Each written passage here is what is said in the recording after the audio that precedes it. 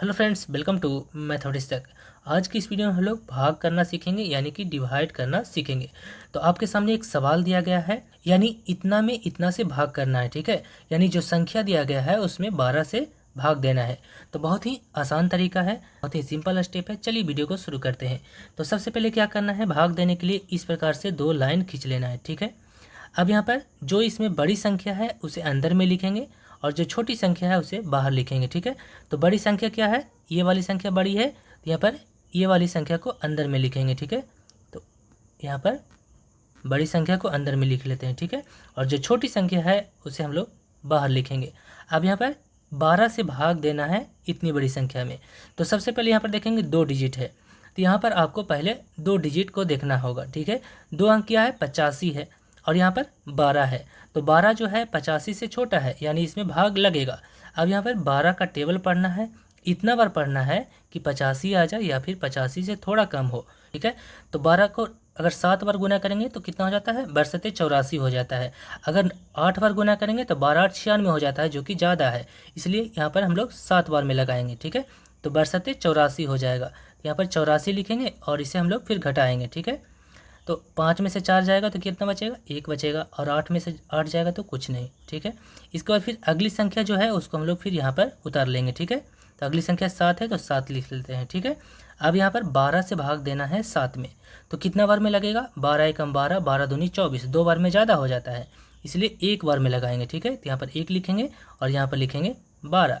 अब क्या करेंगे, इन दोनों को घटा देना है, तो 7 में से 2 घटेगा तो कितना आएगा, 5 बचेगा, और 1 में से 1 जाएगा तो कुछ नहीं। ठीक है, अब इसके बाद फिर अगली संख्या जो है उसको हम लोग फिर यहाँ पर उतार लेंगे। ठीक है, तो अगली संख्या 8 है तो 8 लिखेंगे। अब यहाँ पर देखिए 12 से भाग देना है 58 में, तो 12 पचे के 60 हो जाता है, तो 60 है जो ज़्यादा है, इसलिए 4 बार में ही लगाएंगे। ठीक है, तो बर्चों के 48, यहाँ पर 48 लिखेंगे।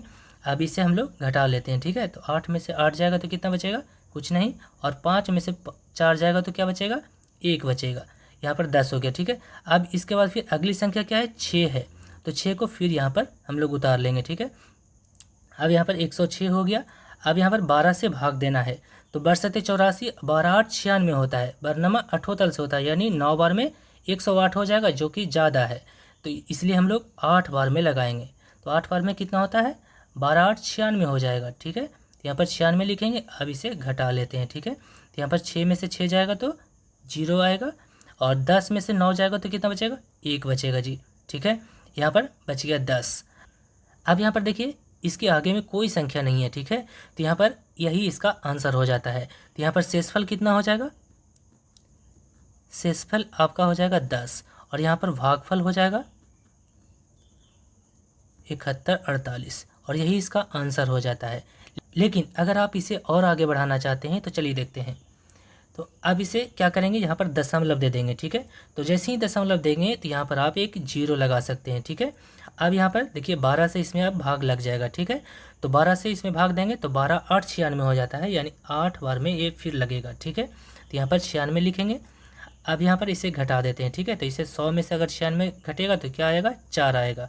ठीक है, इसके बाद फिर आपको एक 0 लगा सकते हैं। ठीक है, चूँकि यहाँ पर दशमलव लगा दिए हैं इसलिए आप यहाँ पर 0 लगा सकते हैं। अब यहाँ पर देखिए फिर 12 का टेबल पढ़िए, तो 12 तिया 36 होता है, 3 बार में आप फिर लगा सकते हैं। ठीक है, तो इस प्रकार से आप यहाँ पर इसे घटाएंगे तो 4 आएगा।